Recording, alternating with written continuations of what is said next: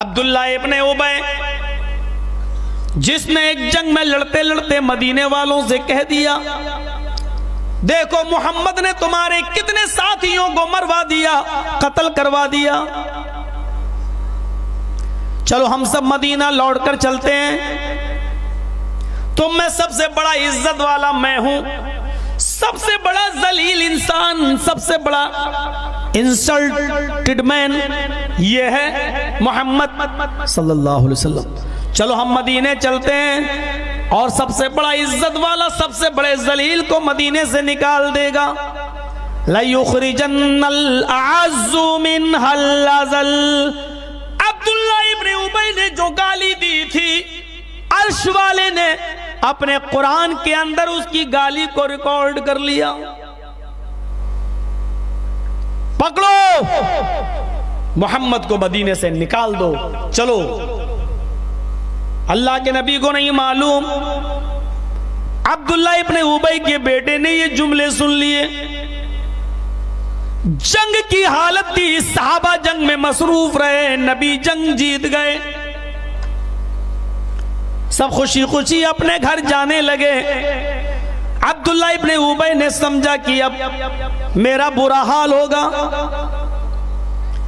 मोहम्मद को जिब्रील बता देंगे और मोहम्मद रसूलुल्लाह मेरे कत्ल का हुक्म नाफिज फरमा देंगे, इसलिए भाग चलो, मदीना छोड़ के मैं ही भाग जाऊं मक्का। वो भागने लगा, अब्दुल्ला इब्ने उबय भाग रहा है, उसका बेटा उसके पीछे पीछे भाग रहा है। और जैसे ही मक्का के बॉर्डर पे कदम रखता है, बेटे ने अपनी तलवार बाप की गर्दन पर रख दी, चलाई नहीं, रख दी। रुक जाओ, कहां जा रहे हो? का बेटे मक्का जा रहा हूं। नहीं जा सकते। क्यों? मोहम्मद रसूलुल्लाह जब तक इजाजत ना दे दें तुम नहीं जा सकते। कहा बेटे मोहम्मद से ही तो बचकर भाग रहा हूं। कहा कि मैं तुम्हें खुद रसूलुल्लाह के पास लेकर जाऊंगा। तुमने मेरे नबी को गाली दी है, तुमने कहा सबसे बड़ा इज्जत वाला, सबसे बड़े जलील को निकाल देगा, तुमने मेरे नबी को जलील कहा।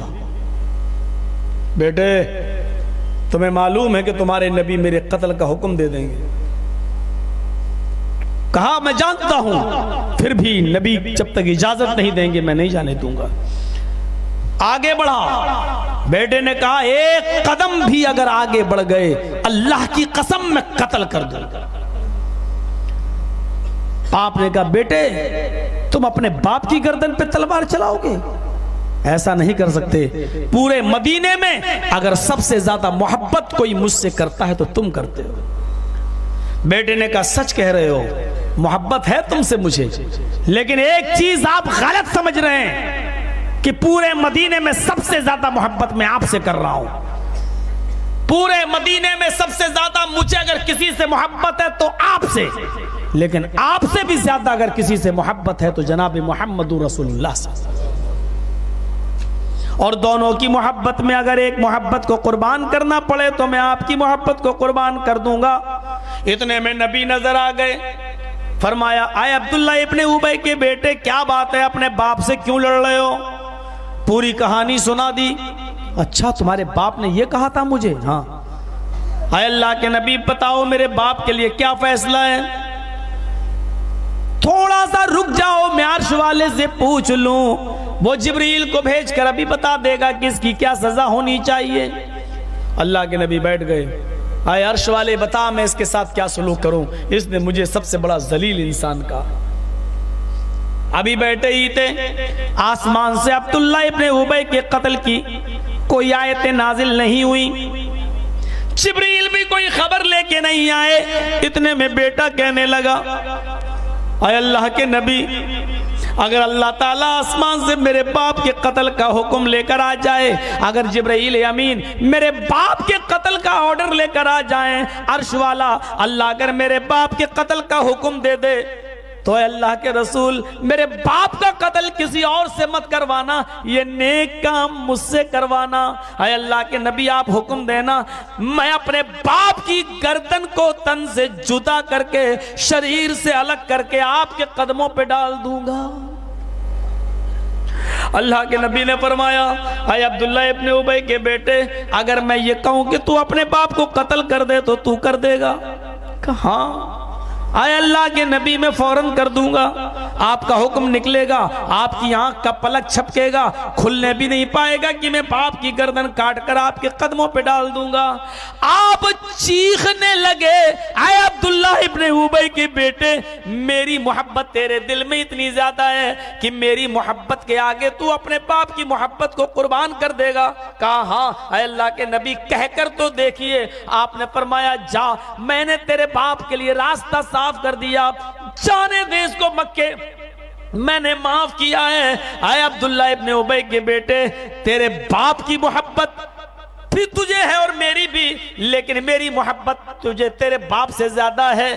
अब तेरे बाप की सजा यह है कि वो मक्के में जाकर यही सोचता रहे कि मेरा बेटा मेरा होकर भी मेरा ना हुआ, वो जनाब मोहम्मद रसूलुल्लाह का है। वो ये सोचता रहेगा कि मेरे बाप के कत्ल का हुक्म भी, मेरे कत्ल का हुक्म भी अगर मेरे बेटे को मिलता तो वो मुझे कत्ल कर देता। यही सजा है उसकी कि वो जिंदगी भर अब यही सोचता रहे। तो मेरे पास साथ चलो, इसको जाने दो। छोड़ दिया, अपने बाप की गर्दन पर तलवार रख दी। कुल इनकाना आबाओकुम, बाप से ज्यादा रसूल से मोहब्बत। ठोक लिया सीना, या नबी अल्लाह, या रसूल अल्लाह,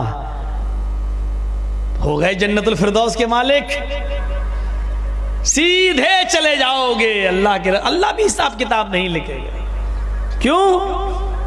खुदा के पड़े में बहुदत के सिवा रखा ही क्या है, ले लेंगे मोहम्मद से जो कुछ लेना होगा। जिनकी कव्वालियों में जिनके अकीदे ये हों कि अल्लाह कुछ नहीं करता, जो कुछ करते मोहम्मद करते, अल्लाह के पड़े में बहुदत के सिवा कुछ नहीं है, जो कुछ करते मोहम्मद करते, पावर उनके पास है। जिनका अकीदा ये है, रब्बे काबा की कसम, जर्जीज का फतवा ये है कि तू मुशरिक है,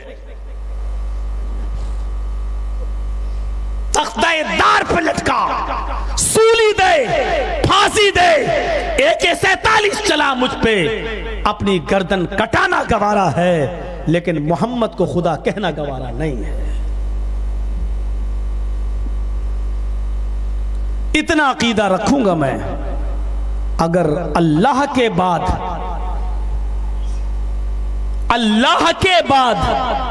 और गौर से सुनो, अल्लाह के बाद कायनात की सबसे बड़ी हस्ती कोई है तो वो हस्ती है जनाब मोहम्मद रसूलुल्लाह। लेकिन अल्लाह के बाद तुम ये कहो कि अल्लाह को हम मोहम्मद की जगह पे लाके रख दें और मोहम्मद को हम अल्लाह की कुर्सी पर बिठा दें सल्लल्लाहु अलैहि वसल्लम, तो ये न हमारे असलाफ ने सिखाया है, न हमारे बुजुर्गों की ये तालीम रही है, न हमारे नबी ने ये बताया है। तुम जो चाहो करो। वो खड़ी और पड़ी मूर्ति ने कितनी आग लगाई, मेरी तकरीर में सुना है ना आपने। लैपटॉप वाले बाबा उसके पीछे पड़े हैं, और मैंने इतना क्या कह दिया था। सऊदी अरब की सरजमीन पर वो मेरी तकरीर हुई थी। मैंने कहा कि हिंदू खड़ी मूर्ति की पूजा कर रहा है, मुसलमान पड़ी की। आग लग गई, आग। कबर को भी मूर्ति कह दिया। मौलवी जर्जीस, तेरा बाप मरे तब तू अपने बाप की कब्र को मूर्ति कह देना। और मैंने कहा अगर मौलाना जर्जीस के बाप की कब्र पे भी फूल चढ़ने लगेंगे, हार चढ़ने लगेंगे, गुलाब का अत्र छिड़का जाने लगेगा, और मौलाना जर्जीस के बाप की कब्र पर भी चादर चढ़ने लगेगी, तो मौलवी जर्जीस अपने बाप की कब्र को भी मूर्ति कहने लगेगा। वो कब्र भी मूर्ति है जिस पर चादरें चढ़े, वो कब्र भी मूर्ति है जिस पर फूल चढ़े, वो कब्र भी मूर्ति है जिस पर जाकर बेटा और बेटी मांगा जाए। और इसी के लिए अल्लाह के रसूल ने कहा था, अल्लाहुम्मा ला तजअल कब्री वस्नन युअबद, ऐ अल्लाह मेरी कब्र को बुत मत बना देना, अल्लाह मेरी कब्र को इबादत का घर मत बना देना। जैसे यहूद और ईसाई अपने नबी की कब्र पे सजदे करने लगे, ऐ अल्लाह मेरी कब्र को सजदा करने की जगह ना बना देना। अल्लाह के रसूल ने यही दुआ तो की थी, कब्र तो कहा था लेकिन यह कहा था कि मेरी कब्र को सजदा करने की जगह न बना देना, मेरी कब्र को मूर्ति मत बना देना, बुत मत बना देना। पता चला यहूद और नसारा ने अपने अपने नबियों की कब्रों पे चादरें चढ़ाना शुरू कर दिया था, अपने अपने नबियों की कब्रों पे सजदा करना शुरू कर दिया था, अपने अपने नबियों की कब्रों पे जाकर बेटा और बेटी मांगना शुरू कर दिया था। अर्श अल्लाह के रसूल ने यह बद्दुआ दी, लानतुल्लाहि अलल यहूदी व नसारा इत्तखज़ु क़ुबूर अंबियाइहिमुल मसाजिद। ऐ अल्लाह तेरी लानत हो यहूदियों पर, ईसाइयों पर कि जिन्होंने अपने नबियों की कब्रों को सजदा करने की जगह बना दिया। और कायनात के अंदर सजदा किसी को नहीं किया जा सकता सिवाय अल्लाह के।